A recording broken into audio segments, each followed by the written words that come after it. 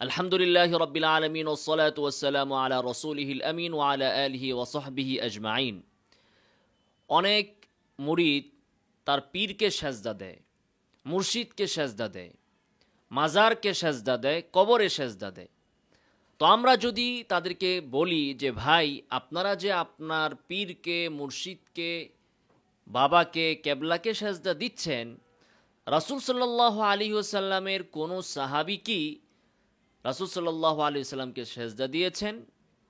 তাহলে কি আপনার পীর রাসূল সাল্লাল্লাহু আলাইহি ওয়াসাল্লাম থেকেও অধিক সম্মানিত?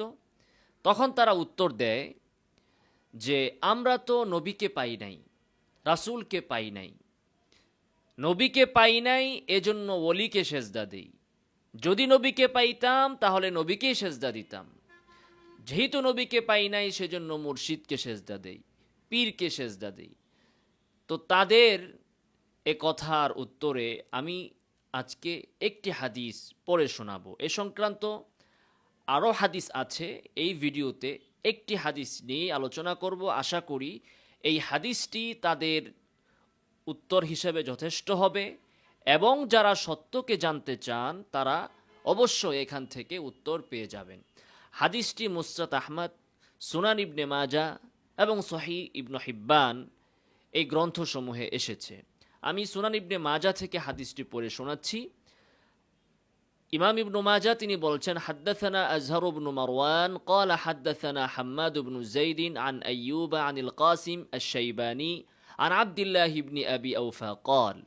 আব্দুল্লাহ ইবনে আবি আওফা বলেন, লাম্মা কদিমা মুআযুন মিনাশ শামি সাজাদা লিন-নবী সাল্লাল্লাহু আলাইহি ওয়াসাল্লাম। রাসূল সাল্লাল্লাহু আলাইহি ওয়াসাল্লামের বিখ্যাত সাহাবী মুআয তিনি যখন শাম থেকে আসলেন, এসে রাসূল সাল্লাল্লাহু আলাইহি ওয়াসাল্লামকে সেজদা দিলেন। রাসূল সাল্লাল্লাহু আলাইহি ওয়াসাল্লাম তার এই অস্বাভাবিক আচরণ দেখে জিজ্ঞাসা করলেন, মা হাযা ইয়া মুআয, হে মুআয, এটা তুমি কি করছো? তখন মুআয রাদিয়াল্লাহু তাআলা আনহু বললেন, আতাইতুশ শামা ফাওয়াফাকতুহুম ইয়াসজুদুনা লিআসাকিফাতিহিম ওয়া বাতারিকাতিহিম। তিনি বললেন যে আমি শামে গিয়েছিলাম এবং সেখানে আমি দেখেছি যে শামের লোকজন তারা তাদের রাজা বাদশাদেরকে এভাবে সেজদা করে থাকে। ফাওয়াদিতু ফি নাফসি আন নাফআলা যালিকা বিক। তো আমি চিন্তা করলাম, পছন্দ করলাম যে আপনার সাথেও আমরা এমনটা করব। শামবাসী যদি তাদের নেতা, তাদের আমির, তাদের রাজা বাদশাহ, মন্ত্রীবর্গ তাদের জন্য যদি এভাবে সম্মান দিতে পারে, তাহলে আপনি নবী, আমরা আপনাকে তো রাজা বাদশাদের থেকে অধিক পছন্দ করি, ভালোবাসি, মহাব্বত করি, আনুগত্য করি। তো আমরা আপনাকে এভাবে সম্মান করব, আপনার সাথে আমরা এমনটি করব। হযরতে মুআয রাদিয়াল্লাহু তাআলা আনহুর এই কথা শুনে রাসূল সাল্লাল্লাহু আলাইহি ওয়াসাল্লাম কি বলেছিলেন? আজকে যারা বলেন যে নবীকে পেলে আমরা নবীকে সেজদা দিতাম, তাদের জন্য এটা খুবই ইম্পর্টেন্ট। রাসূল সাল্লাল্লাহু আলাইহি ওয়াসাল্লাম বললেন, ফালা তাফআলু, মুআয সাবধান, এমনটা করো না। রাসূল সাল্লাল্লাহু আলাইহি ওয়াসাল্লাম এখানে নিষেধ করলেন। লা তাফআলু নাহির সিগা, নাহি এটা হুরমতের উপর দালালাত করে, মানে হারাম। মুআয এটা করো না, করলে এটা তোমার জন্য হারাম হবে, নিষিদ্ধ এটা তোমার জন্য। এরপরে আল্লাহ রাসূল সাল্লাল্লাহু আলাইহি ওয়াসাল্লাম বললেন, ফাইন্নী লাউ কুনতু আমিরান আহাদান আন ইয়াসজুদা লিগাইরিল্লাহ লাআমারতুল মারআতা আন তাসজুদা লিজাওজিহা।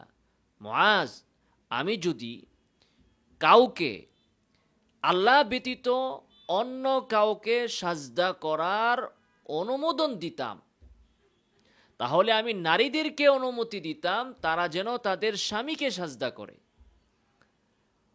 তো এই যেহেতু সাজদা করার অনুমোদন নাই, এজন্য নারীকে আমি আদেশ দেই না, অনুমতি দেই না তাদের স্বামীকে সেজদা করতে, আর আমাকে তোমরা করবেই না।